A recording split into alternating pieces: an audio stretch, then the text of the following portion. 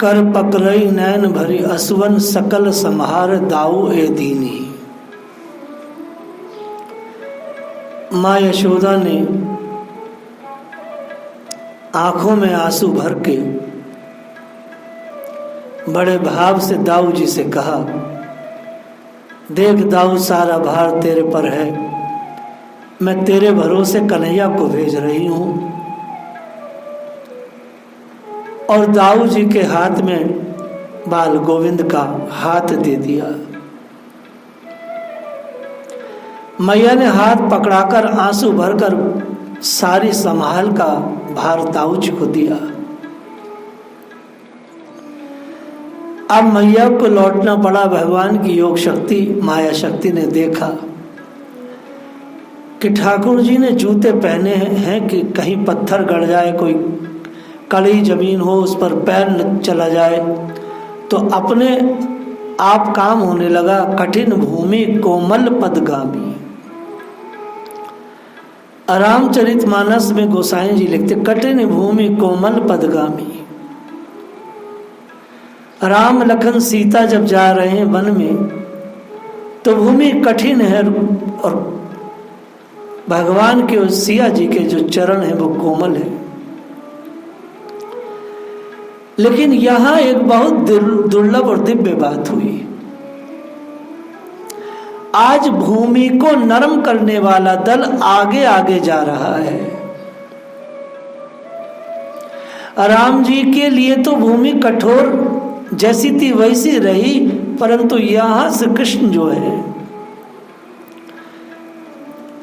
एक ऐसा दल आगे जा रहा था जो श्री कृष्ण के लिए बहुत ही कोमल भूमि बना रहा था।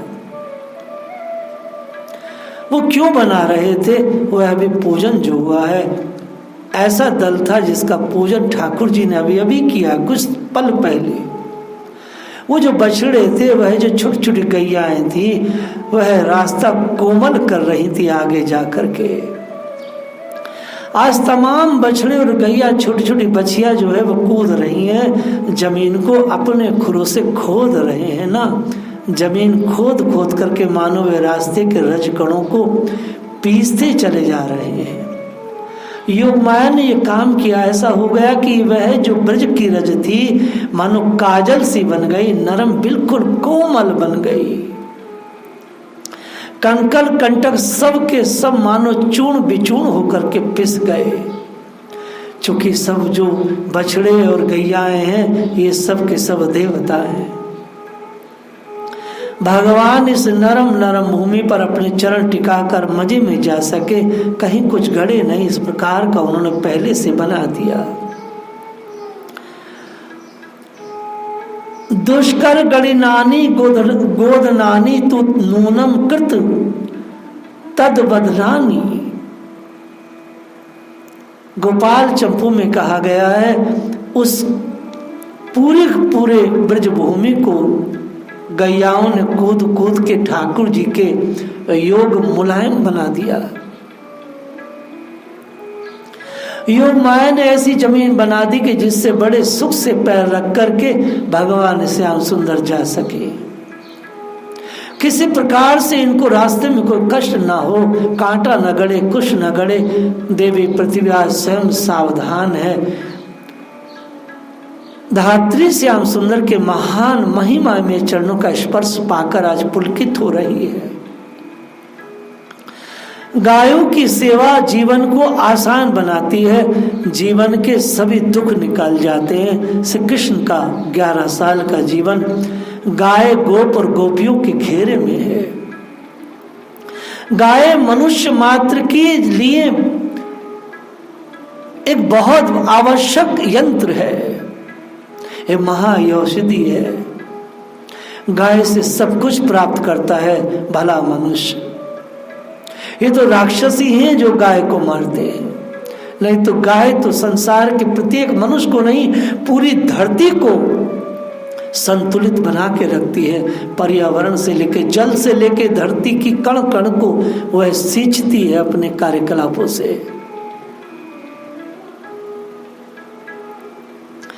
पृथ्वी के अधिष्ठ धात्री देवा जो है उनको मानो प्रतीत हो रहा है कि भगवान के प्रति चरण रखने में एक अमृत वर्षा हो रही है। उससे उस धरती का एक एक रजकण सिक्त हुआ चला जा रहा है, छिड़काव हो रहा है। किसका? ब्रज भूमि में किस चीज का छिड़काव हो रहा है? आज बड़ी अनोखी बात है, इस ब्रज वृंदावन में किसका छिड़काव हो रहा है? आचार्य कहते हैं भगवान के चरण स्पर्श से बहते हुए रस का, सुधा रस का वर्षा हो रही है, छिड़काव हो रहा है। गोपाल चंपू में यही कहा गया है, वसुधा चे सुधास्मेवं तदीय चरण संचारणेन मनवान विंध्यासे च योगम तनवान निर्विशेष चाक्रा। भगवान के चरण स्पर्श से बहते हुए रस का छिड़काव हो रहा है। भगवान के चरणों से वो छिड़काव हो रहा है अपने आप स्वतः। पृथ्वी स्वयं आज रसमयी हो गई है, वह कठिनता रही ही नहीं, कठोरता रही ही नहीं, रसमयी बन गई। और जो वृंदावन की देवी देवता हैं वह सब के सब वृंदा कानन की उनके मन में आया कि आज से कृष्णचंद घर से जा रहे हैं, तो जहाँ जहाँ भगवान का लीला विहार होगा वहाँ वहाँ उस भूमि को सजाने संवारने के लिए वह स्वयं पहले से व्यस्त हो गए।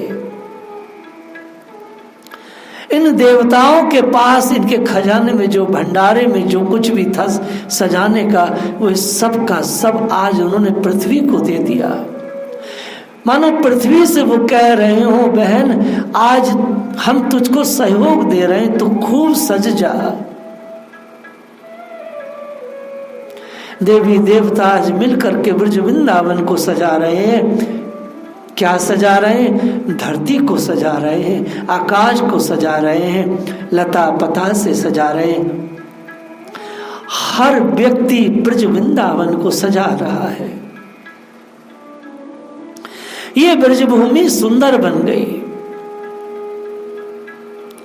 बाबा लौट गए थे, मैया भी लौट गई थी। अभी मैया को भगवान दिख रहे थे, वहीं से दिखते हुए पुकार रही थी, अरे कन्हैया दूर मत जाना, तू बड़ा चंचल है भैया, दाऊ जरा मेरे लाला को तू ठीक से रखना।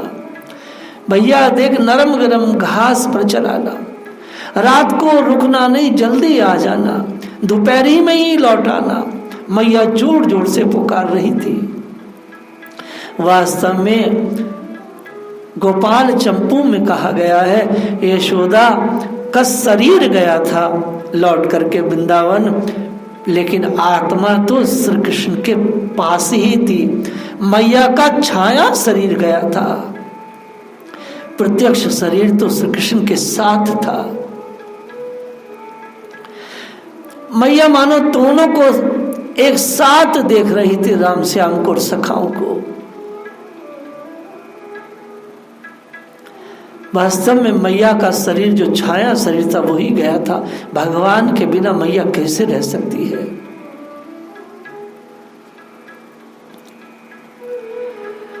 आज भगवान बड़े मधुर मधुर खेल खेल रहे हैं। अब खेलों का वर्णन जो है उसे यहाँ 2 श्लोकों में कर दिया है सुखदेव जी ने। इसका थोड़ा सा हम विस्तार करेंगे अपने आनंद के लिए। जा करके बछड़े चराने लगे हैं भगवान। आकाश में आज बार बार देववाद बज रहा है और देवताओं में जय जय की पुकार उठ रही है।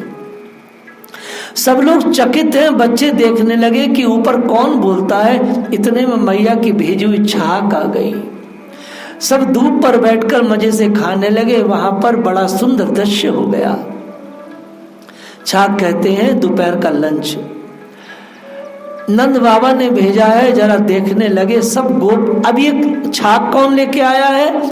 ये गोपों के वेश में देवता है।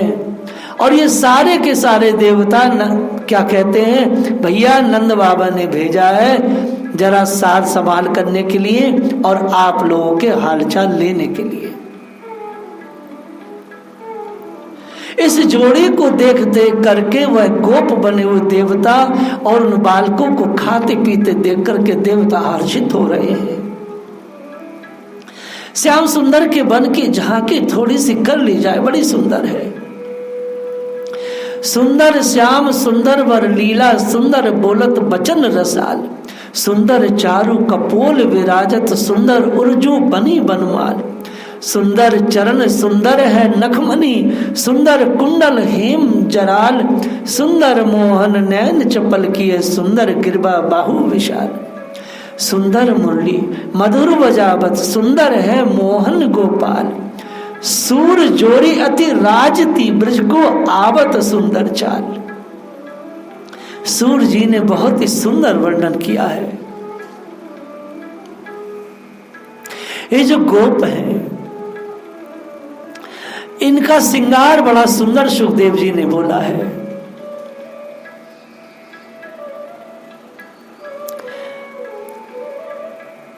अब यशोदा मैया और ब्रज सुंदरियों के कान उधर लग गए। किधर लग गए? जहां पर यह बछड़े और गैयाएं जो है ये चरा रहे हैं, ये सब के सब दूर से मन इनका कहाँ लगा है? जहां भगवान गाय चरा रहे हैं। मन कहाँ लगा है? जहां भगवान प्रसादी पा रहे हैं। क्या करते हैं गोप? कोई सिंघा बजा रहा है, कोई बांसुरी बजा रहा है, कोई है कि आवाज निकालता है। यशोदा मैया और ब्रज सुंदरियों के कान उधर लग गए। शास्त्र कहता है जिधर मन लगता है उधर दूर की भी आवाज सुनाई पड़ने लगती है। मन ना होने पर नजदीक की चीज भी सुनाई नहीं देती, और यदि मन लग जाए तो दूर की चीज भी अधिकतर सुनाई देने लगती है। कहाँ तक कहें, जो दूर लीला घट रही है वह भी दूर घर बैठे हुए दिखाई देने लगती है। कारण मन जहाँ लगा है, मन की आंखों से लाखों मील दूर जो घटना घट रही है मन की आंखों से साधक देख लेता है। यशोदा मैया को और ब्रज रमणियों को सुंदर श्याम सुंदर की आवाज सुनाई दी। जरा माया शक्ति योग शक्ति ने काम किया कि मैया के मन में कहीं आतुरता ना पैदा हो जाए, दुख ना पैदा हो जाए, कलेश ना हो जाए, इसलिए वह आवाज कुछ और तीव्र हो गई, मधुरता के साथ तेज हो गई। जब साधक का मन भगवान में लगता है तो भगवान की माया शक्ति लीला शक्ति साधक को सहयोग देती है परमात्मा से संपर्क करने का।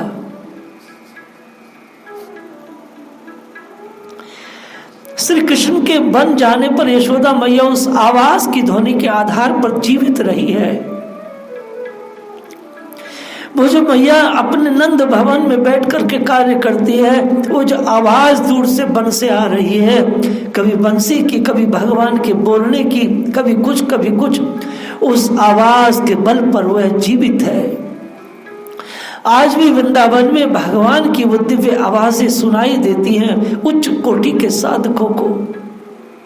इस ब्रज मंडल के आकाश में वह ब्रज की आवाज, वह भगवान की आवाज है जिसे हम दिव्य ध्वनियां कहते हैं, वो आज भी हम सुनते हैं, समझते हैं, महसूस करते हैं, एहसास होती है।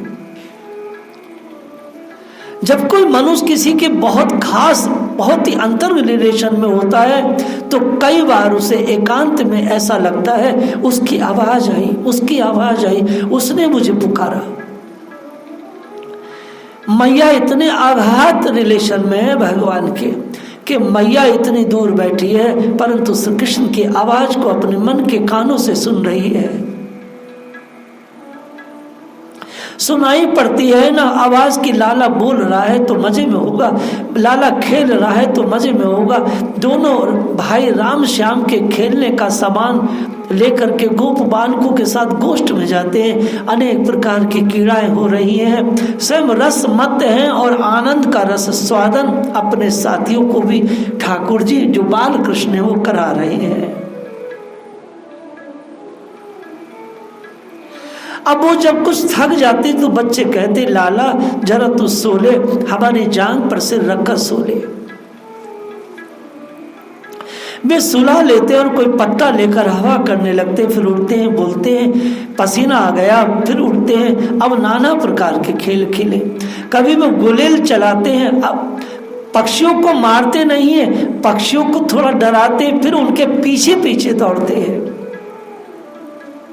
ये दोनों हाथों को नीचे टेक करके नकली सांड बन जाते, बच्चे भी बन जाते, सिर से आपस में खेलते, आपस में लड़ाई करते हैं, आपस में गर्जना करते हैं। कभी भगवान मोर बनते हैं, कभी अपने कपड़े फैलाकर मोर की तरह खड़े हो जाते हैं। जैसे मोर नाचता है, भगवान मोर की बोली बोलते हैं, सखा भी बोलते हैं। इस प्रकार वे खेल खेलते हैं। श्याम सुंदर कभी खेल में जीतते नहीं। अगर जीत जाएंगे तो खेल बंद हो जाएगा, क्योंकि सब बालकों के मन में आ जाएगी, भाई ये तो राजा का लड़का है। तो भगवान लगातार हारते हैं, लेकिन बेईमानी करते हैं ताकि खेल में बच्चों के साथ रसिकता बनी रहे।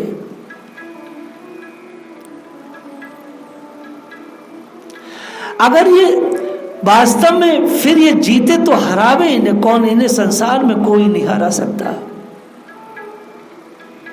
इसलिए भगवान हमेशा अपने जीवन में अपने साधकों से, अपने प्रेमियों से, गोपियों से लगातार हारते रहते हैं। भगवान को हारने में बहुत आनंद मिलता है। कहते हैं जिनके संकल्प से आनंद कोटि ब्रह्मांड परिचालित होते हैं, उनकी ऐसी प्राकृतिक लीला देख करके लोगों को वहम हो जाता है, अच्छे अच्छे लोगों को हो जाता है। वे पहचान नहीं पाते, यह सर्वेश्वर है, सर्वशक्तिमान है, ये कौन है भाई? जो गायों के, गोपियों के, गोप बालकों के प्रेम सिंधु में डूबकर और उसमें अपने सारे ऐश्वर्य को डुबा देते हैं, और प्रेमा आधीन होकर जब ये बाल माधुर्य का विस्तार करते हैं, तब यदि वहां पर कोई ढूंढने भी आता है तो ऐश्वर्य कहीं खोज खोज कर निकाल ले तो उसको वंचित रहना पड़ता है।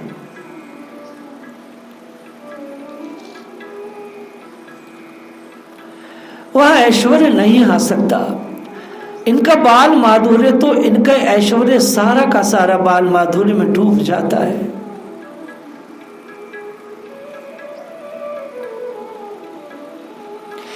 ऐश्वर्य से, ज्ञान शक्ति से, तर्कों से यह चीज नहीं दिखाई देती।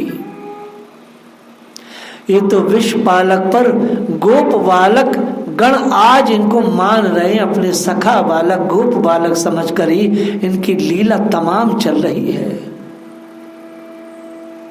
इस लीला में इनका विनोद चल रहा है, इनका हास्य चल रहा है, इनकी मस्करी चल रही है। बच्चे कभी कभी पीछे दौड़कर इनको मार बैठते हैं। तू कहाँ का आ गया बड़ा आदमी, और ये हंस देते हैं। इस प्रकार नाना तरह से खेल खेलते हैं।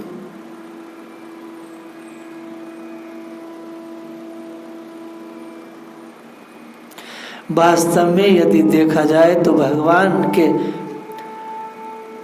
श्याम सुंदर के अवतार प्रधान हेतु जो प्रेमियों ने देखा है, वो असुर संहार, साधु संरक्षण और धर्म स्थापना नहीं है। नहीं नहीं, भगवान का यह हेतु नहीं है। वह असुर संहार, साधु संरक्षण, धर्म स्थापना, यह तो अनुसांगिक कार्य है, यह तो वो बैठे बैठे कर देंगे। लीला और यह सब सर्वसाधारण के लिए कारण है, परंतु वास्तव में ब्रज के भगवान का तो एकमात्र अवतरित होने का उद्देश्य ही प्रेम रसस्वादन करना और कराना है।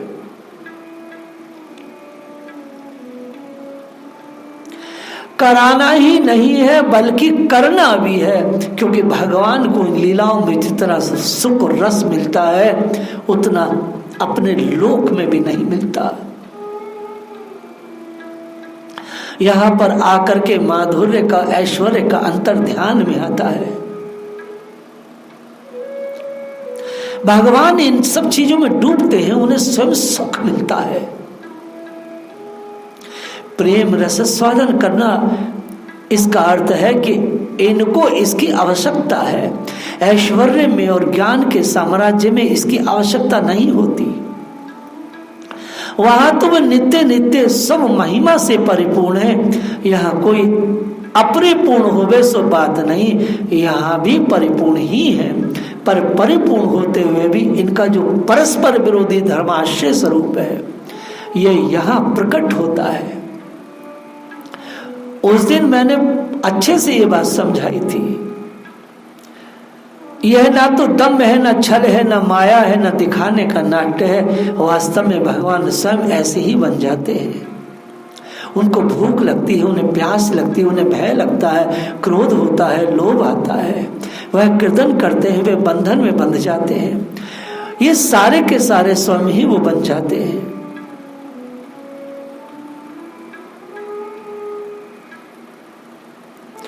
मैया रोज रोज मध्याह्न में भगवान को छाछ भेजती है। उसमें फिर बड़ी प्रेम कलह होती है। कोई सखी कहती है मैया आज मैं जाऊंगी, दूसरी कहती है मैया देख कल ये गई थी, आज तू मोह को भेज दे लाला की छाछ लेके। पहले तो जाती थी केवल परिचिकाएं, अर्थात जो मैया की सेविकाएं थी, लेकिन एक बार लाला मनसुखा की माँ पूर्णमासी मैया आई, आकर के बोली ठाकुर जी मैया यशोदा से, अरे यशोदा तेरा क्या लगता है इसमें, अगर ये छोरी जाना चाहती है तो जाए, तेरी दासी भी साथ जाए। मैया ने कहा कोई नहीं लगता, मुझे कोई दिक्कत नहीं, मगर मैं ऐसा समझती हूँ कहीं कन्हैया को नाराजी ना हो जाए। तो पूर्णमासी मैया कहती नहीं नहीं यशोदा, मैं लाला को जानती हूँ, लाला तो इन सब गोपियों से खुश होता है, आनंद में होता है। तो मैया ने कहा अगर लाला सुखी मानता है तो तू फिर ये सब गोपियां जाए करें बारी बारी से, मोह को कोई दिक्कत ना है। श्याम सुंदर पर सखाओं से छीनकर, श्याम सुंदर जब भोजन करते हैं ग्वाल वालों के साथ, तो कई बार भगवान अपने सखाओं से भोजन छीन के खाते हैं, कई बार सखा भगवान का भोजन छीन के खाते हैं। ए तेरी मैया ने बड़ा स्वादु चीज भेजी है, तू अकेला खाने जा रहा था, जल्दी से मुंह को दे। इस प्रकार से परात परम नंद लाला बने हुए आनंद करते हैं। मैया का संदेश कहती हैं बालकों को, क्या कहती हैं, जब गोपियां भगवान को और गोपों को सब प्रसादी खा करके देख लेती हैं और मैया को संदेशा देना है। गोपाल चंपू में कहा गया है शीघ्रम मेवाय प्राणहीनो ब्रज धारणी शरण प्रियाना प्रणस्य प्राणायति। अरे गोपो, अरे समझदार गोप सखाओ, सुनो मैया की बात सुनो, सुनते नहीं हो हमारी बात। ब्रजनानी यशोदा का जो प्राण ये लाला है, तुम इसको लेकर के जल्दी से घर चले आना, मैया या की बाट देख रही है। सूर श्याम भक्तन बस ऐसे ब्रह्म कहावत है नंदतात। सूर जी ने कहा है गोपियां टुकुर टुकुर भगवान के को छाक पाती हुई देखती है और चाहती है बस देखती जाएं, देखती जाएं। होश आता कि मैया डांटेगी जल्दी चलो, तो जल्दी से सामान जो बचता है उसको लेकर के खाती पीती हुई और संदेश देती हुई आती है। अरे बड़े गोप सखाओं, अर्थात जो बच्चों से थोड़े बड़े, तुम जल्दी से जो यशोदा का प्राण है, इस प्राण को लेकर जल्दी से तुम ब्रज में लौटो। आगे की कथा को हम लोग कल स्मरण करेंगे। जय श्री राधे।